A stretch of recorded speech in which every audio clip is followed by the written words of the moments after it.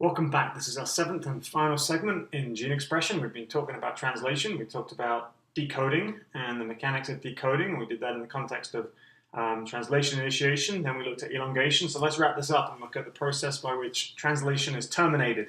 So at the end of an mRNA, and I don't mean at the physical end, at the 3' end, is what I actually mean is where there is the stop codon. Remember, in an mRNA, we're going to have the start codon, we're going to have the 5' end, and there's going to be a region which is not translated called the 5' UTR. Then we'll have the start codon, and then we'll have all the codons which specify the amino acid sequence in the resulting in the polypeptide that's going to get made. Then we have the stop codon, and then we have what's called the 3' UTR, and then the 3' end of the mRNA. So, how do we translate termination? This involves the stop codon. So, imagine that translation elongation has been occurring and we've reached the stop codon. And the stop codon is being positioned here in the A site. So there's a stop codon being positioned in the A site of the ribosome.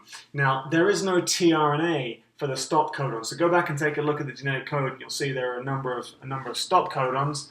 I think there are 3 stop codons, 3 or 4. And so there's no tRNA which corresponds to those, so there's no anticodon. So what there is instead are some protein-based release factors, and these release factors correspond to the different stop codons. And so when I say correspond, what I mean is there's a region of the protein down here that has a sequence and therefore a structure which makes it look like the anticodon that corresponds to UAA. So there's actually a structure here. There's an amino acid sequence which gives a 3-dimensional structure which looks like the anticodon AUU, which would match to the stop codon here, UAA.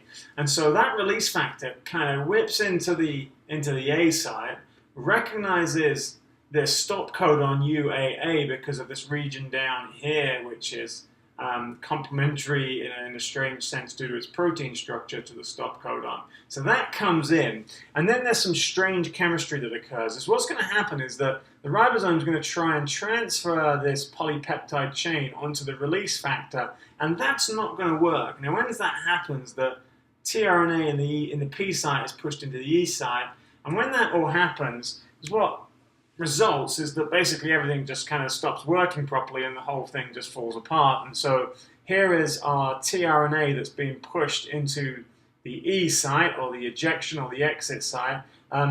When this short polypeptide that we were making tries to get tagged onto the release factor, which is over here in the A site, the chemistry doesn't work, and basically the tRNA lets go of that growing polypeptide. Here comes Eddie with a toy for us. That's just delightful, buddy. And so the tRNA moves into the E site, the polypeptide gets released, and we're left with the release factor sitting here in the A site.